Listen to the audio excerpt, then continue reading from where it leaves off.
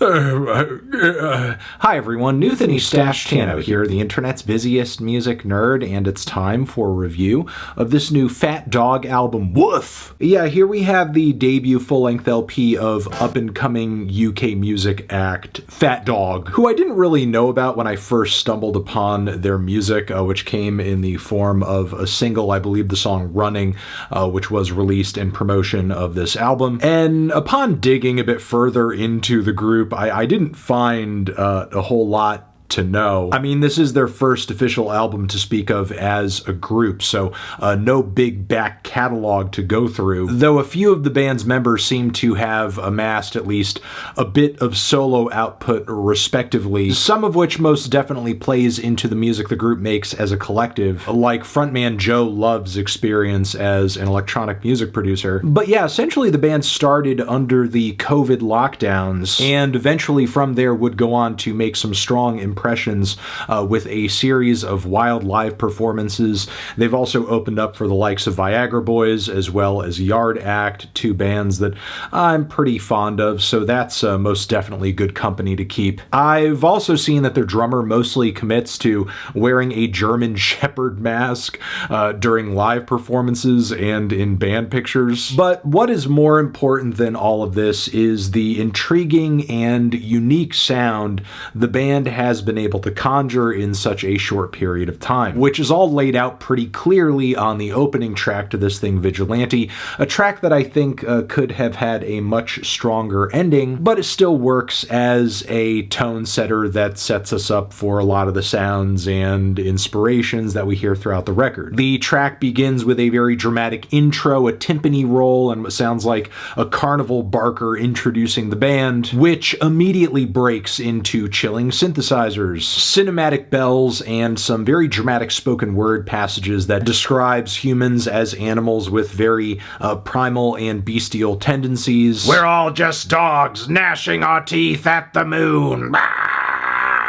What follows from here is some very goth-coded industrial EBM, topped with deadpan lead vocals, as well as these vaguely exotic melodies that range from sounding like something between klezmer or Romani folk music, something from the Eastern Bloc. And we hear much the same mix of influences deeper into the record, but they are executed with better progressions and performances, like with the 7/8 time grooves and massive string licks and harmonies at the start of the track Closer to God, which features some incredible dynamics, some very tense verses behind which you have an incredible instrumental build. Then the tension breaks with this amazing industrial dance crescendo, which feels equally clubby and ritualistic. The visceral energy of the track and the weird religious overtones of the lyrics are a very harrowing and odd combo. Then from here we have more direct and pumping grooves on the song Wither,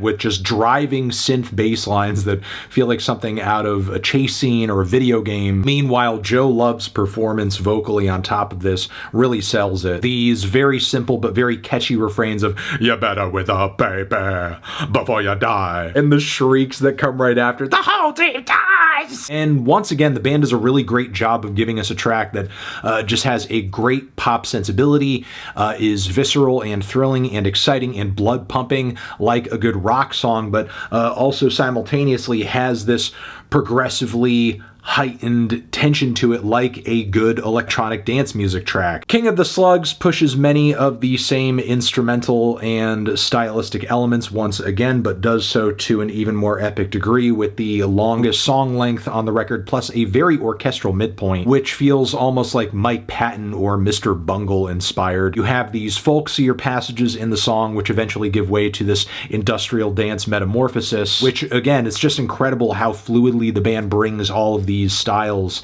and all of these sounds together and just balances them out so well. And keeping things consistent lyrically and thematically, we have like more of these conceptual angles of like man as beast, in this case with this particular song like a slug, a mollusk. Meanwhile, Running brings the religious themes back into the fold with harrowing lyrics that reference images of Satan and God and widespread violence that once again kind of paints humanity as just like, you know, completely mindless, bestial. And these are pretty much the meatier tracks on the record. If you didn't notice, there aren't that many of them. I mean, there is also All the Same, which is a pretty decent throwback old school EBM cut, though I do think it's not maybe quite as daring aesthetically as some of the other tracks here, also a little short too. But yeah, over the course of this very short album, as epic as some of the tracks are, I kind of feel like the band paints themselves into a corner a little bit. Plus, there are a few interlude cuts along the way in the track list, which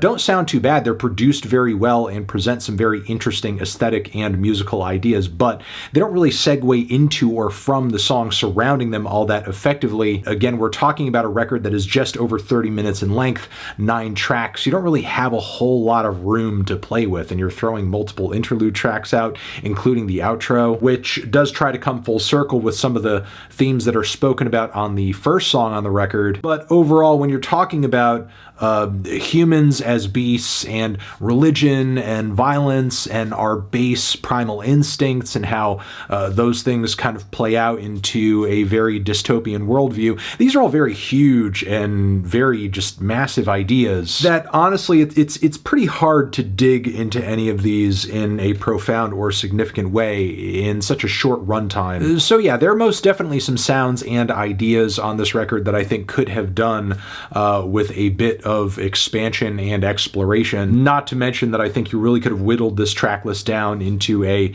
fantastic EP. As an album, though, the entire thing feels a little scant and like it's packed with just a bit of unnecessary filler, that the sequencing is a bit odd. All of that being said, though, I really did enjoy this, and I'm feeling a strong 7 to a light 8 on it, and will very much be looking forward to seeing what Fat Dog does after this. Transition, have you given this album a listen? Did you love it? Did you hate it? What would you rate it? You're the best, you're the best. What should I review next? Hit the like if you like. Please subscribe and please don't cry. Hit the bell as well. Over here next to my head is another video for you to check out. Hit that up or the link to subscribe to the channel. Anthony Fantano, Fat Dog, forever.